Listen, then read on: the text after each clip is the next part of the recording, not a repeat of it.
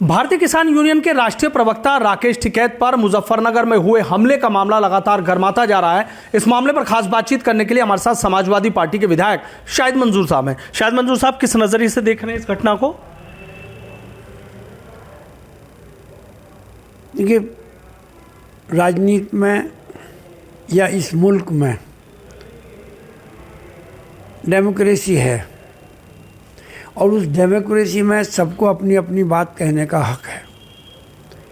बात कहने का हक है। कहीं भी उद्दंडता, मारपीट या ज़बरदस्ती, इसका कहीं राजनीति में स्थान नहीं है। भारतीय जनता पार्टी की सरकार आने के बाद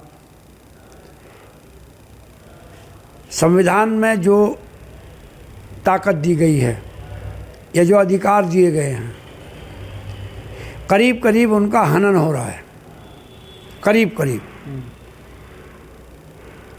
अब उसी क्रम में जो है ये छोटे छोटे समूह और ग्रुप बने हुए हैं। स्थानीय लेवल पर वो ग्रुप ना राजनीति में कोई विश्वास करते हैं, ना डेमोक्रेसी में विश्वास करते हैं, और वो ग्रुप अपने आप को सक्षम समझता है कि हम ही सुपीरियर हैं। और उसी दृष्टि से ये सब लोग काम करते हैं। कहीं कोई अपने आप को महंत बनकर वो बकवास करने की कोशिश करते हैं, कहीं कोई किसी सेना के नाम पर दादागिरी और बदमाशी करते हैं, मारपीट करते हैं।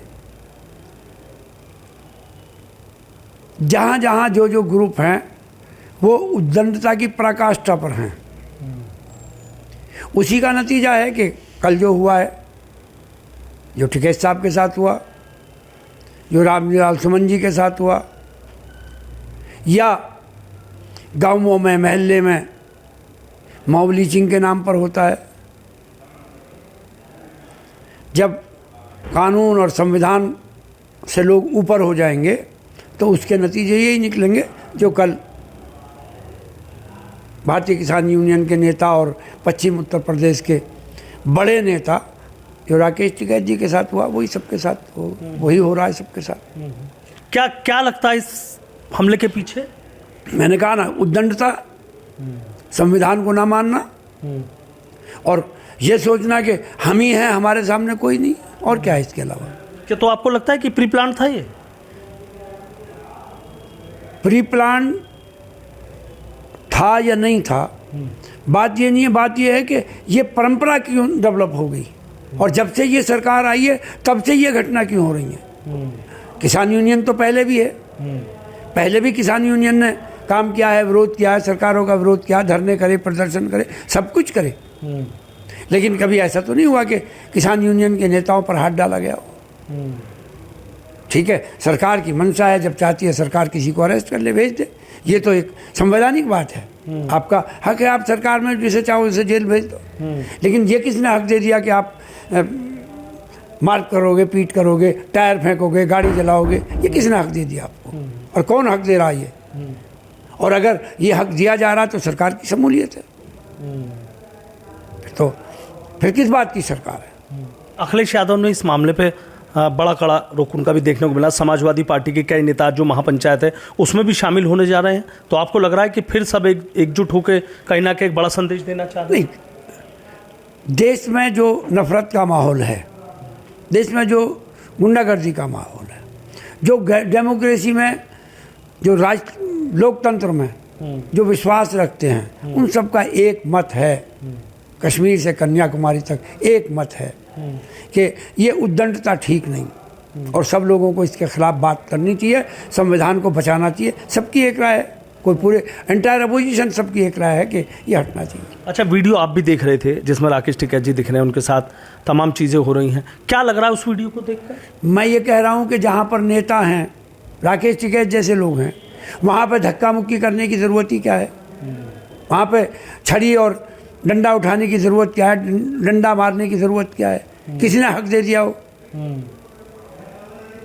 ये तो बात की बात है कि कैसे हुआ। मैं ये कह रहा हूँ कि जो उसमें दिखाई दे रहा, किसने हक दे दिया डंडा मारने का, झंडा मारने का?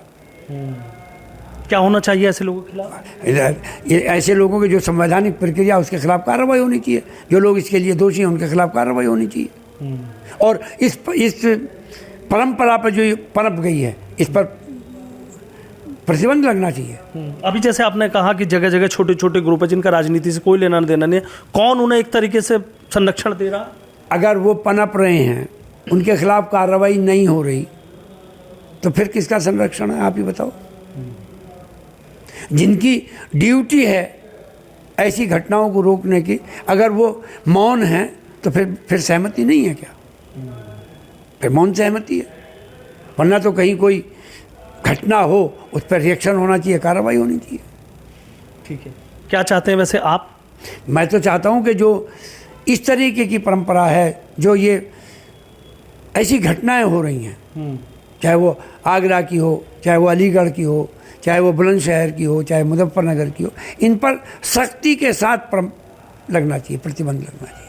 ठीक, बहुत बहुत शुक्रिया। तो देखिए, समाजवादी पार्टी के विधायक हैं शाहिद मंजूर साहब, किस तरीके से कह रहे हैं कि जो एक नई परंपरा शुरू की गई है, इस पर अंकुश लगना चाहिए, कौन लोग हैं उनके खिलाफ सख्त एक्शन होना चाहिए। और राकेश टिकैत के पूरी तरीके से समर्थन में नजर आ रहे हैं, कह रहे हैं कि घटना बिल्कुल गलत है और जिन लोगों ने ये किया है उन लोगों के खिलाफ सख्त से सख्त एक्शन होना चाहिए।